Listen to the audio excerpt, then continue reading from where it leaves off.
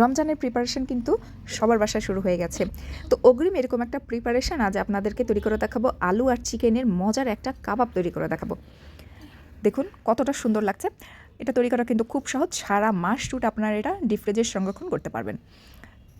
কাবাবটা তৈরির জন্য এখানে 250 গ্রামের বেশি হবে, প্রায় 300 গ্রামের মতো হবে। মুরগির যে বুকের মাংস আছে সেটা নিয়ে নিয়েছি, ভালোভাবে ধুয়ে পরিষ্কার করে ছোটো ছোটো টুকরো করে নিয়েছি। দিয়ে দিয়েছি 2টা আলু। সেই আলুগুলোকে আমি ছোটো ছোটো টুকরো করে নিয়েছি যেন সহজেই সিদ্ধ হয়ে যায়। খুব অল্প একটু হলুদ গুঁড়া, 1 চামচের মতো লাল মরিচের গুঁড়া দিয়েছি, স্বাদ মতো লবণ, আধা চামচ ধনিয়া গুঁড়া, আধা চামচ জিরার গুঁড়া, 1 চামচ আদা বাটা, 1 চামচ রসুন বাটা আর গোটা গরম মশলা, এলাচ, দারচিনি, লং সব দিয়ে দিয়েছি। সিদ্ধ হওয়ার পর কিন্তু গোটা গরম মশলাগুলোও তুলে ফেলে দেবেন। পর্যাপ্ত পরিমাণে পানি দিয়ে চিকেনের আলুগুলোকে সিদ্ধ করে নিব। আপনি চাইলে কিন্তু আলাদাভাবে আলু এবং আলাদাভাবে চিকেনটাকে সিদ্ধ করতে পারবেন, কোনো সমস্যা নেই। বাট একসাথে সিদ্ধ হলে আপনার সময়ও বাঁচবে, সময়টা তো অবশ্যই বাঁচবে। এবং দেখবেন যে এই সব মশলা দিয়ে একসাথে করছি, যখন সিদ্ধ করছি তখন কিন্তু মশলাগুলো ভালোভাবে চিকেনের এবং আলুর মধ্যে ঢুকে যাবে। সিদ্ধ করার পর এই আলু আর চিকেনটাকে ব্লেন্ডারও ব্লেন্ড করে নিতে পারেন। ব্লেন্ড করলে হবে কি একেবারে মিশে যাবে, সেটা আমি চাচ্ছি না।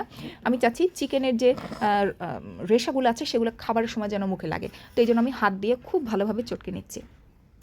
সব মশলা দিয়ে সিদ্ধ করেছি, তাই এই পর্যায়ে খুব একটা মশলা ব্যবহার করব না।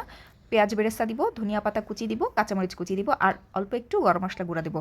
সব কিছু মাখানো হয়ে গেলে লবণটা চেক করব, যদি লাগে তাহলে আপনি দিয়ে নেবেন, তা না হলে কিন্তু প্রয়োজন নেই। তো আমার লবণের পরিমাণটা ঠিক ছিল, এখানে আর অতিরিক্ত লবণ আমার দেওয়ার প্রয়োজন হয়নি। মাখানো সুন্দরভাবে হয়ে গিয়েছে। এখন শেপ করে নিব। যে কোনো শেপের আপনি করতে পারেন এই একটা ডো দিয়ে। চিকেন ডোনাট যে সেটাও কিন্তু এই আপনি যে ডোটা বানিয়েছি সেটা এই ডোটা দিয়েই তৈরি করে নিতে পারেন, কিংবা চিকেন নাগেটস, যেটা আপনার ইচ্ছা। তো আমি আজকে 2 রকমের শেপ করছি। এছাড়াও আপনি ছোট ছোট করে চিজ ছোট ছোট করে কিন্তু ভিতরে দিতে পারেন, যেভাবে ইচ্ছা। তো আমি 2টা শেপের করে নিয়েছি। একটা ডিমকে ফেটে নিয়েছি অল্প একটু লবণ দিয়ে। তো ডিমটার মধ্যে চুবিয়ে কাবাবগুলোকে ব্রেড ক্রামের মধ্যে গড়িয়ে নিচ্ছি। ব্রেড ক্রামের মধ্যে যখন গড়াবেন তখন অবশ্যই চেষ্টা করবেন একটা চামচ ব্যবহার করতে, তাহলে খুব ভালোভাবে আপনি কোটিং করতে পারবেন। আচ্ছা, সবগুলোকে আমি সুন্দরভাবে এভাবে কোটিং করে নিয়েছি। আজকের এই ব্রেড ক্রামটা আমার কেনা, আপনারা চাইলে ঘরে বাসায় তৈরি করা ব্রেড ক্রাম ব্যবহার করতে পারেন, যেটা পাউরুটি দিয়ে খুব সহজে তৈরি করা যায়। তো সবগুলো কাবাবকে আমি কোটিং করে নিয়েছি। কোটিং করে নেওয়ার পরে কিন্তু আমি এগুলোকে সুন্দরভাবে একটা ট্রের মধ্যে বিছিয়ে নিব। যেহেতু আমি এটা ফ্রোজেন করব পুরো রমজান মাসের জন্য, অথবা রমজান মাসের পরেও কিন্তু এটা আপনারা বানিয়ে ফ্রিজে রেখে দিতে পারেন, সারা বছর খাওয়া যাবে। তো এই যে এরকম সুন্দরভাবে বিছিয়ে দিয়ে এখন ডিপ ফ্রিজে রেখে দিব। 1-2 ঘন্টা পরে কিন্তু এটা শক্ত হয়ে যাবে। তখন আপনি সহজেই এটা কোনো এয়ারটাইট বক্সে রাখতে পারেন, কোনো জিপার লক ব্যাগে রেখে দিতে পারেন। শুধুমাত্র ভাজার আগে দিয়ে নামিয়ে তেলের মধ্যে ছেড়ে দিবেন, একটু কম জালে এটাকে ভেজে নেবেন, ব্যাস হয়ে গেল। তো যেহেতু আমি সবগুলোকে ডিপ ফ্রিজে সংরক্ষণ করব, তাও আমি 2টা আপনাদেরকে ভেজে দেখাচ্ছি যে কেমন হয়েছে।